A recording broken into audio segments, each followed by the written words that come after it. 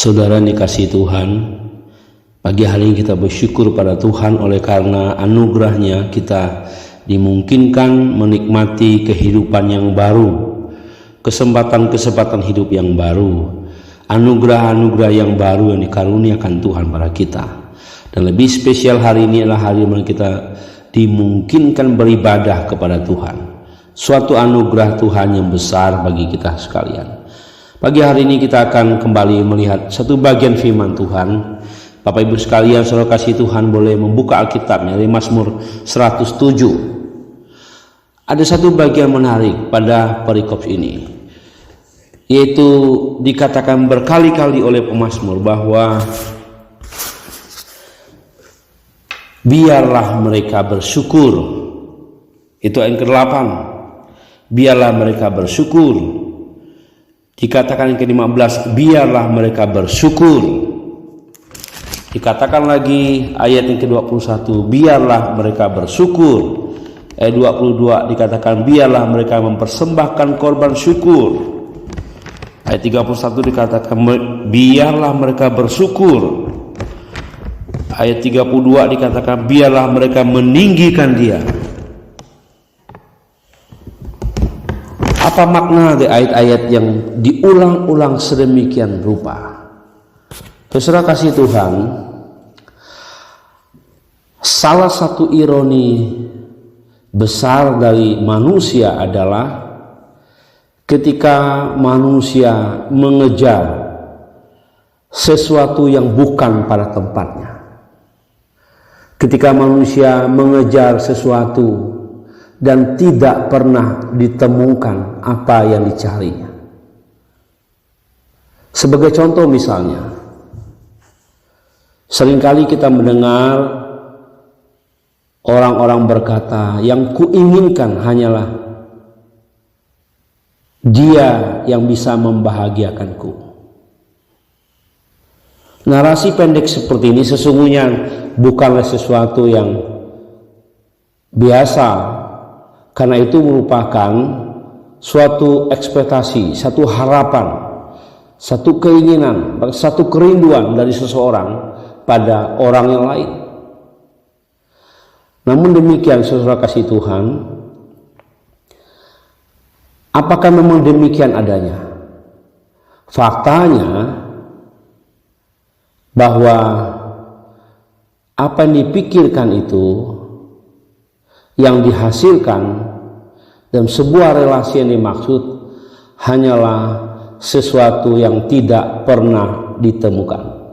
Mengapa? Karena manusia punya kekurangan.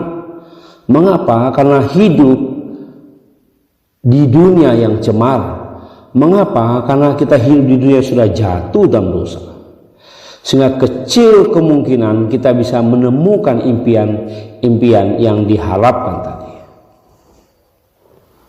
Setiap kali kita menyebut suatu ciptaan sebagai hal yang bisa memuaskan, seorang penulis yang berkata, Paul David Tripp, menegaskan kita sedang memintanya untuk menjadi juru selamat pribadi kita.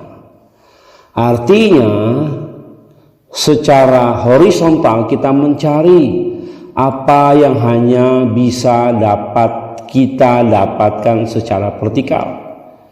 Dengan kata lain, kita meminta ciptaan untuk melakukan apa yang hanya dapat dilakukan oleh Allah. Meskipun kita harus jujur bahwa dunia jasmani, dunia ciptaan yang kita bisa lihat, itu dirancang penuh dengan semarak. Demikian adanya. Dirancang satu simfoni pemandangan, suara, sentuhan. Itu sebabnya dikejar dan dicari oleh ciptaan yang lain termasuk manusia. Namun sadar ke kita bahwa akhirnya kita mengerti hati kita kosong dan kita merasa frustasi dan seringkali berakhir dalam keputusasaan yang sedemikian rupa. Kemuliaan duniawi yang Allah ciptakan ibarat rambu-rambu yang mengarahkan kita kepada satu-satunya kemuliaan yang mampu memuaskan hati kita. Apakah itu? Anugerahnya dan kesejahteraan dirancangkan Allah itu sesungguhnya berasal pada hikmat, kuasa, dan kasih setia Tuhan. Realita emang Tuhanlah kedamaian yang Anda cari, yang kita cari, yang kita kejar. Allah lah kepuasan dikejar oleh hati Anda dan saya. Allah lah perhentian yang kita dambakan, sukacita yang kita rindukan, dan kenyamanan yang kita inginkan. Jika Anda dan saya mencari Tuhan, beristirahat dalam hadirat dan anugerah Tuhan, meletakkan hati Anda dan saya dalam tangan yang maha sanggup itu, Allah akan memuaskan hati Anda dan saya dengan kepuasan yang tak ada dalam semua hal lain dan semua ciptaan yang lain. Saudara kasih Tuhan, semua yang kita anggap bisa mendatangkan kepuasan dan sukacita akan gagal memberikannya. Sebab yang kita butuhkan adalah kehidupan dalam Allah, dalam Kristus oleh anugerahnya. Allah beserta kita, di dalam kita, dan ada bagi kita. Oleh anugerahnya kita menerima semua yang kita butuhkan dari Dia. Pemazmur tadi berkali-kali mengatakan, biarlah mereka bersyukur, biarlah mereka bersyukur, biarlah mereka bersyukur, dan seterusnya. Mengapa? Dikatakan ayat pertama, bersyukurlah kepada Tuhan, sebab Tuhan baik, bahwasanya untuk selama-lamanya kasih setianya. 4 dikatakan ada orang-orang yang mengembara di padang belantara. Mereka lapar dan haus, maka berseru-serulah mereka kepada Tuhan. Yang Tuhan lakukan apa? Saudara kasih Tuhan, dikatakan Tuhan melepaskan mereka dari kecemasan mereka. Tuhan membawa mereka menempuh jalan yang lurus sehingga sampai ke kota tempat kediaman orang. Tuhan memuaskan jiwa mereka yang dahaga. Ayat 10 dikatakan ada orang yang duduk dalam gelap dan kelam, terkurung dalam sengsara dan besi.